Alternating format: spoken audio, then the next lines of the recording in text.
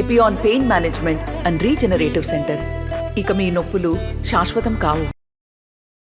తెలుగు రాష్ట్రాల్లో బాణుడు తన ఉగ్ర రూపం దాలుస్తున్నాడు. ఉష్ణోగ్రతలు తీవ్ర రూపం దాలుస్తున్నాయి. ప్రజలు చాలా అవస్థలు అయితే పడుతున్నారు. అయితే రానున్న రోజుల్లో ఈ ఉష్ణోగ్రతలు ఏ విధంగా ఉండబోతున్నాయి, అసలు ఎందుకు ఈ ఉష్ణోగ్రతలు ఇంత తీవ్రంగా ఉన్నాయని చెప్పి విశాఖ వాతావరణ కేంద్ర అధికారి సోనంద మేడం మనతో పాటు ఉన్నారు. అడిగి తెలుసుకుందాం. మేడం నమస్తే. మేడం మేడం రాష్ట్రంలో వడగాల్పులు, వేడి చాలా అధిక సంఖ్యలో ఉష్ణోగ్రతలు అయితే ఉన్నాయి. ఎందుకు ఎందుకు ఏ విధంగా ఎందుకు ఇలా ఉంటున్నాయి? అంటే మనం మార్చ్ నుంచి కూడా ఈ యొక్క టెంపరేచర్స్ ఎక్కువ ఉండడం గమనిస్తూ ఉన్నాము.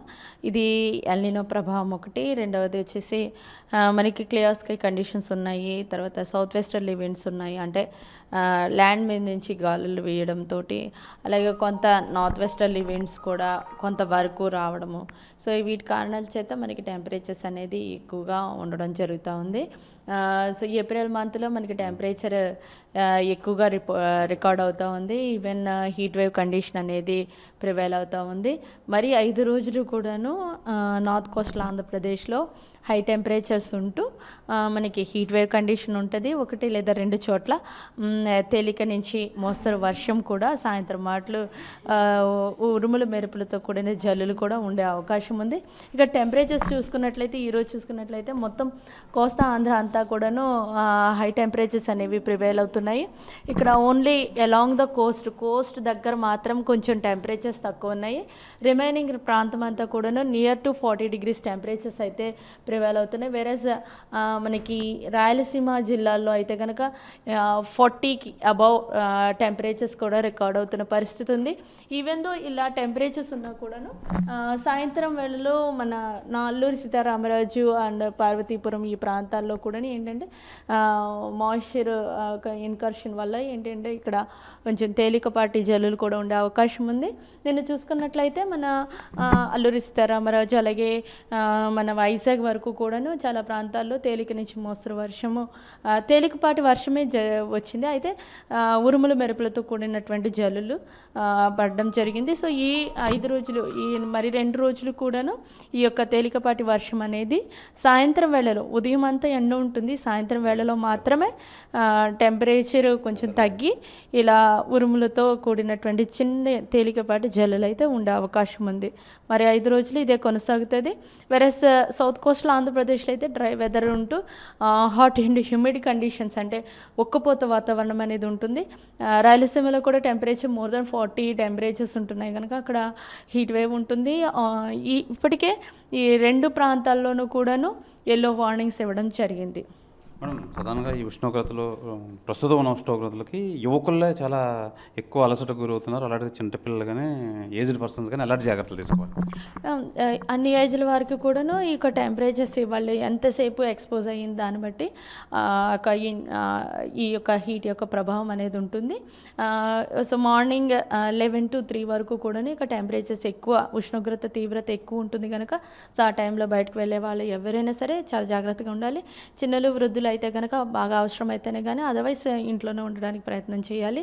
అలాగే ఈ హీట్ స్ట్రెస్ ఉన్నప్పుడు ఏంటంటే ఫస్ట్ హెడేక్ తోటి స్టార్ట్ అవుతుంది, తర్వాత తిమ్ముర్లు, తర్వాత కోమాకు కూడా వెళ్ళే పరిస్థితి ఉంటుంది కనుక ఈ యొక్క టెంపరేచర్స్ వల్ల ఏంటంటే ఫస్ట్ డిహైడ్రేషన్ అనేది జరుగుతుంది.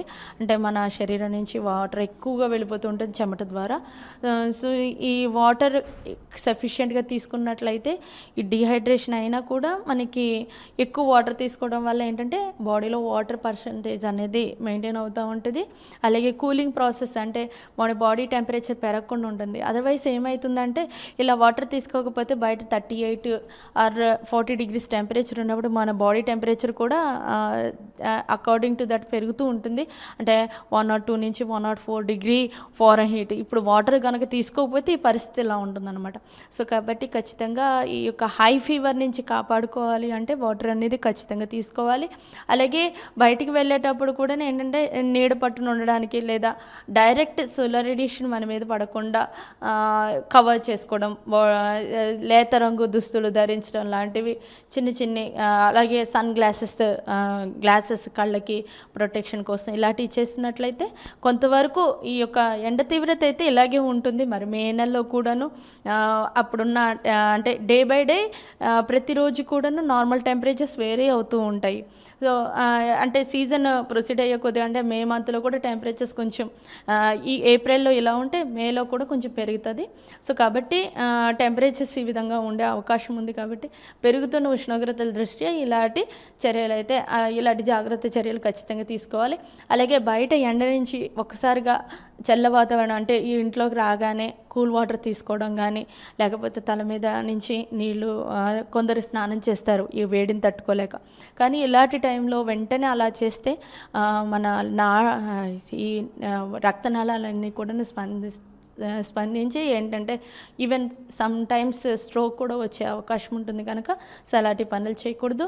బయట నుంచి రాగానే ఇంట్లో కాసేపు ఒక అరగంట అన్న కూర్చునేటప్పటికి సో ఆ బాడీ టెంపరేచర్ కానీ రూమ్ టెంపరేచర్కు వచ్చిన తర్వాత దెన్ ఏదైనా చిన్న చిన్న జాగ్రత్తలు అనేవి తీసుకోవచ్చు.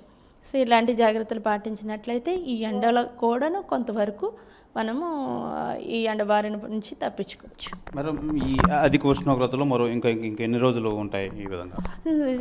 మనకి ఈ మంత్ అంతా ఉంటుంది, అలాగే మే నెలలో కూడా ఉంటాయి. ఈ హీట్ వేవ్ కండిషన్స్ మనకి పెట్టింది పేరు. మనకి ఎక్కువ టెంపరేచర్స్ కూడా ఉంటాయి. ఎప్పుడైనా మనకి మన చుట్టుప్రక్కల ఏమైనా ఉపరితల ఆవర్తనాలు కానీ లేకపోతే ఉపరితల ద్రోణి కానీ ఉన్నట్లయితేనే మనకి టెంపరేచర్ కొంచెం తగ్గుతుంది. అది సాయంత్రం నుంచి ఉరుముల మెరుపులతో కూడిన జల్లులు ఉంటాయి. మార్నింగ్ మాత్రం యాజ్ యూజువల్గా టెంపరేచర్స్ బాగా పెరిగి 230 వరకు కూడా పెరుగుదల ఉంటుంది. ఆ తర్వాత నుంచి కొంచెం తగ్గిపోతుంది. అదే కోస్ట్లో ఉన్న వాళ్ళు బాగా సముద్ర తీరానికి దగ్గరగా ఉన్న వాళ్ళకి మాత్రం సముద్రం యొక్క ఇన్ఫ్లుయెన్స్ తోటి మనకి మధ్యాహ్నం నుంచే మారిపోతుంది. ఆ యొక్క ఇన్ఫ్లుయెన్స్ ఎంతవరకు వస్తుందో ఆ ప్రాంతం అంతా కూడా చల్లగా ఉంటుంది. బట్ వేరే సముద్ర తీరం యొక్క ప్రభావం లేనటువంటి లోపల ఇంటీరియర్ మండలాల్లో మాత్రం కొంచెం ఒక్కపోత వాతావరణం అనేది కొనసాగుతుంది.